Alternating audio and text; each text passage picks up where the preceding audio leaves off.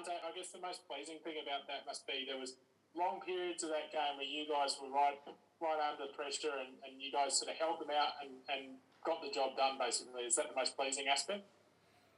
Yeah, I think the most pleasing aspect is winning a game of football after the week that we've had.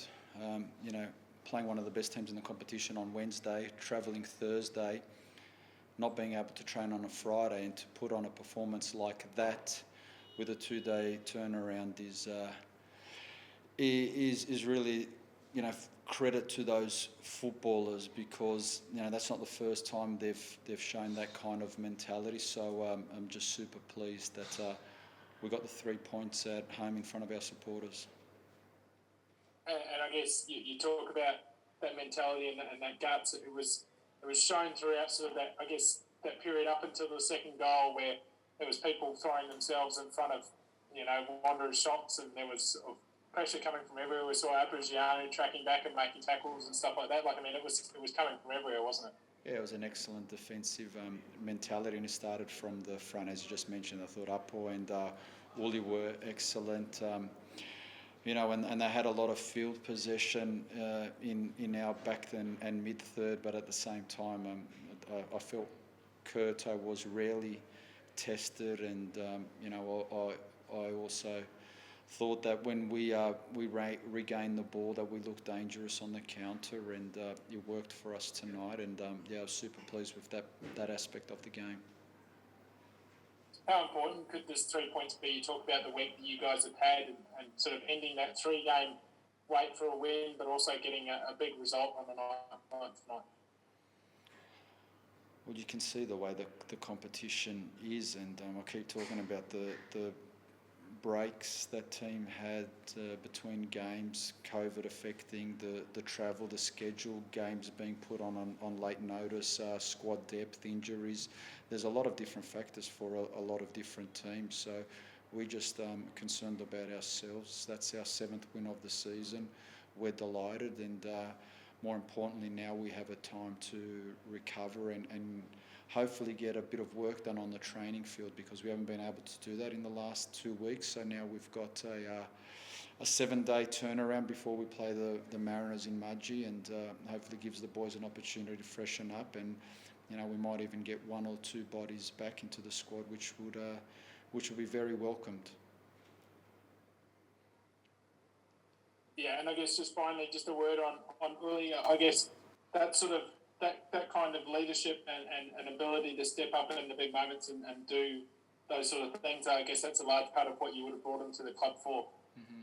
Yeah, he's a big player, and he steps up. Fantastic character. We're delighted to have him at our football club, and you see not only what he does on the field, but we see it daily, what he does around the training ground, the way he interacts with the players, particularly the young ones. We're very fortunate to have him there, and now he's starting to get a lot more fitter. He unfortunately early on in the season he picked up an injury, and he missed a lot of games and training, but now he's slowly finding that form back and fitness and getting used to playing with the players around him again. But he was superb tonight, and he fully deserved his goal.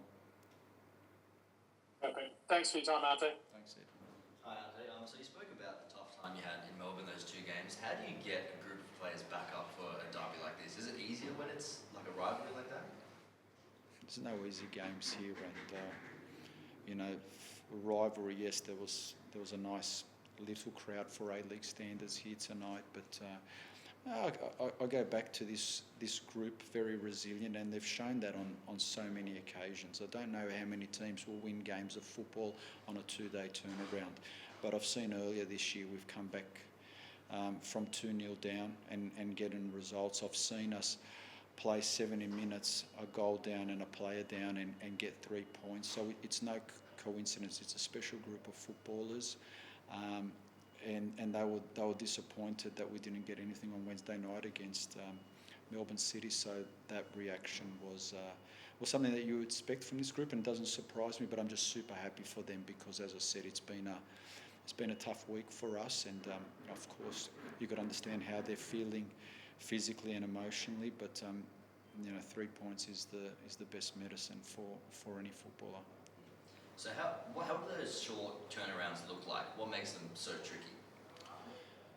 What's so tricky is because I won't go into detail, but you go through studies yourself, and you see in the European leagues the difference between a 2-day turnaround and a 3-day turnaround in terms of everything, how the players can approach the game, the risk of injuries, how long they can last.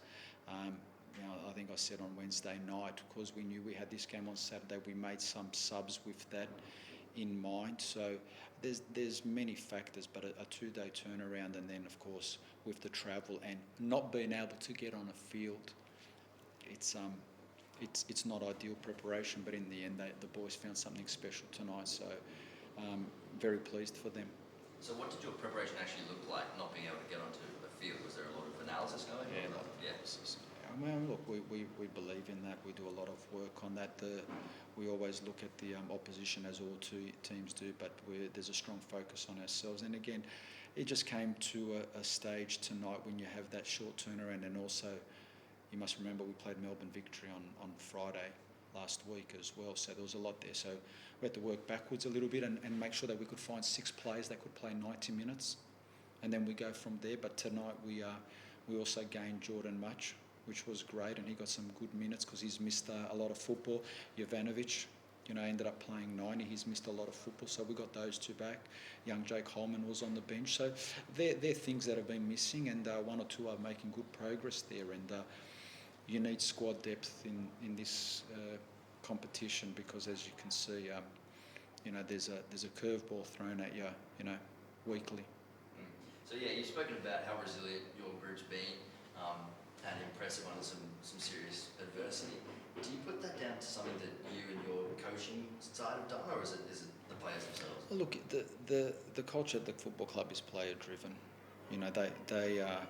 They really set high standards. We just provide the framework, the coaching staff. We work very hard, but we're very fortunate. Particularly the new players that we've brought into the club. There was probably a higher turnover that I would have liked from last season, but we've brought in some serious professionals in there. So, very delighted the way they work together both on and off the field. And in the end, I think that plays a big part in it, because in games like this, when things are tough or going against you and there's a little bit of adversity, you need to show how much it means, and they did that tonight, not only tonight but in previous games.